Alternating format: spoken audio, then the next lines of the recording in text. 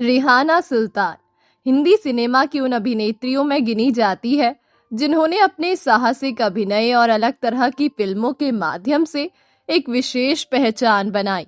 1970 के दशक में जब भारतीय सिनेमा पारंपरिक कहानियों और नायिकाओं के इर्द गिर्द घूमता था, तब रेहाना सुल्तान ने ऐसे किरदार निभाए जो समाज की वास्तविकताओं को दर्शाते थे। उनकी पहली ही फिल्म ने उन्हें राष्ट्रीय स्तर पर प्रसिद्धि दिलाई और उन्हें भारतीय समानांतर सिनेमा पैरेलल सिनेमा की प्रमुख अभिनेत्रियों में शामिल कर दिया। लेकिन आज ये अभिनेत्री आर्थिक तंगी से बेहाल है। इतना ही नहीं, पैसे वाले डायरेक्टर पति से विवाह करने के बाद भी इनके लिए उनके पति ने कोई बैंक बैलेंस नहीं छोड़ा। यही वजह है कि उनकी स्थिति और भी दयनीय हो गई है और नतीजा ये है कि आज ये गुमनामी और आर्थिक तंगी से बेहाल है।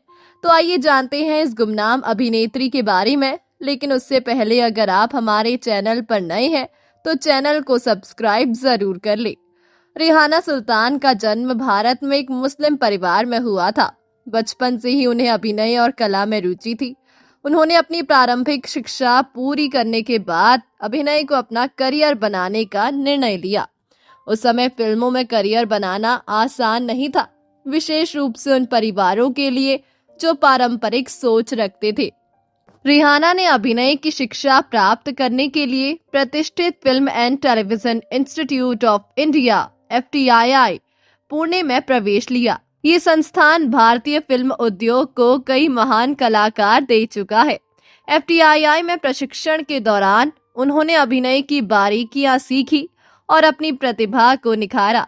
19 नवंबर 1950 को इलाहाबाद में जन्मी रेहाना पुणे के FTII से एक्टिंग में ग्रेजुएट है।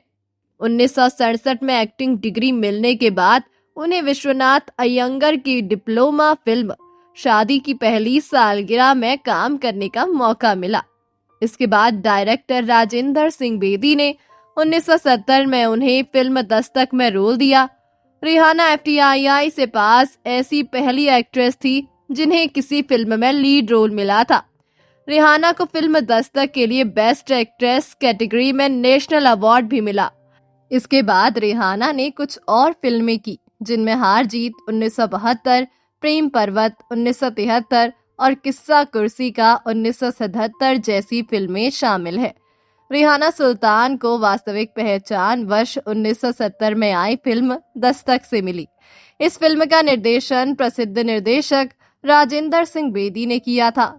फिल्म में रेहाना ने एक नवविवाहित महिला की भूमिका निभाई थी जो परिस्थितियों के कारण समाज की गलत धारणाओं का शिकार बनती है।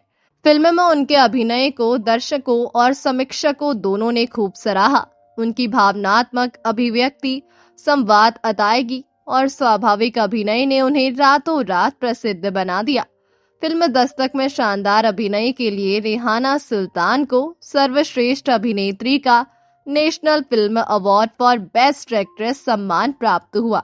ये उनके करियर की सबसे बड़ी उपलब्धियों में से एक थी।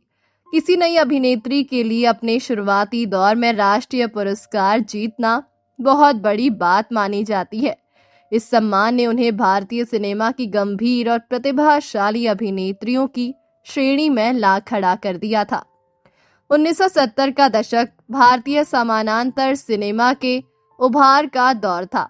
उस समय ऐसी फिल्मों का निर्माण हो रहा था जो सामाजिक समस्याओं, गरीबी, महिलाओं की स्थिति और वास्तविक जीवन की कहानियों पर आधारित थी। रेहाना सुल्तान ने कई ऐसी फिल्मों में काम किया जो मुख्य धारा के सिनेमा से अलग थी। उनकी फिल्मों में मनोरंजन के साथ सामाजिक संदेश भी देखने को मिलता था। रेहाना सुल्तान की फिल्म चेतना उस समय काफी चर्चा में रही। फिल्म का विषय समाज के संवेदनशील मुद्दों से जुड़ा था और इसे अपने दौर की साहसिक फिल्मों में गिना गया। हालांकि फिल्म ने उन्हें लोकप्रियता दिलाई, लेकिन उस समय भारतीय समाज अपेक्षाकृत रूढ़िवादी था।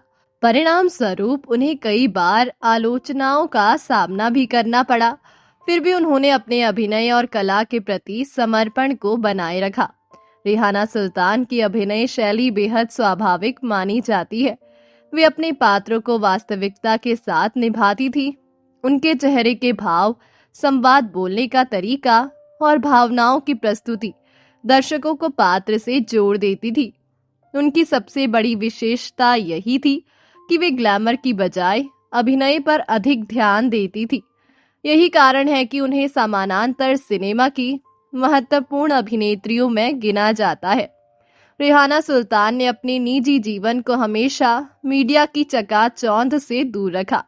उन्होंने प्रसिद्ध फिल्म निर्देशक और छायाकार B.R. इशारा से विवाह किया था। B.R. इशारा अपने समय के साहसी और प्रयोगधर्मी फिल्म निर्माताओं में गिने जाते थे।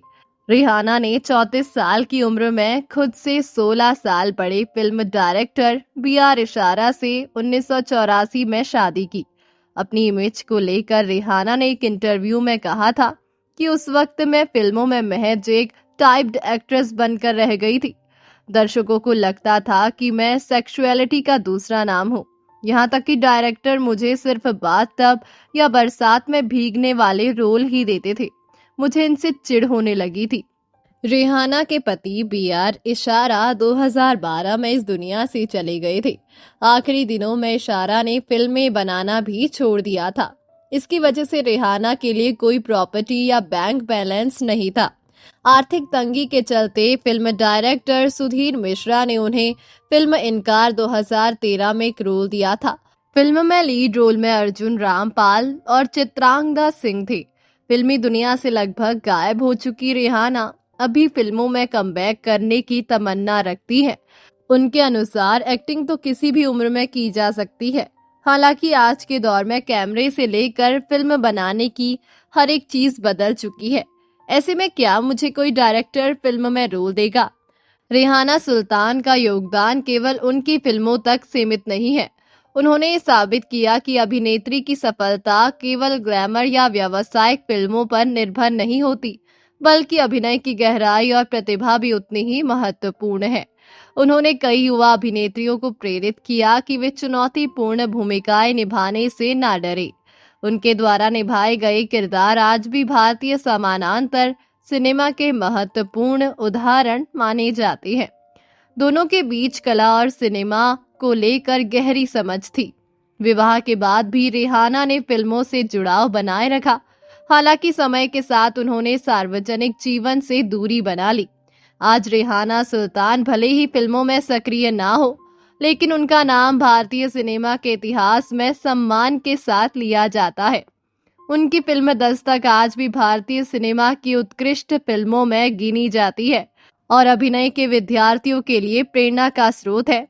उन्होंने ऐसे समय में साहसिक और चुनौतीपूर्ण भूमिकाएं निभाई जब अधिकांश कलाकार सुरक्षित रास्ता चुनते थे। यही कारण है कि उन्हें भारतीय समानांतर सिनेमा की एक महत्वपूर्ण स्तंभ माना जाता है। रेहाना सुल्तान भारतीय सिनेमा की एक प्रतिभाशाली और साहसी अभिनेत्री रही है। उन्होंने अपने अभिनय कौशल, सामाजिक विषयों पर आधारित फिल्मों और राष्ट्रीय पुरस्कार विजेता प्रदर्शन से फिल्म जगत में विशेष स्थान बनाया। उनकी यात्रा संघर्ष, साहस और कला के प्रति समर्पण की प्रेरणादायक कहानी है। आज भी सिनेमा प्रेमी और फिल्म इतिहासकार उनके योगदान को सम्मान पूर्वक याद करते हैं। तो दोस्तों, अभी के लिए बस इतना ही। मिलते हैं अगली वीडियो में। तब तक आप अपना ध्यान रखिए। Bye bye.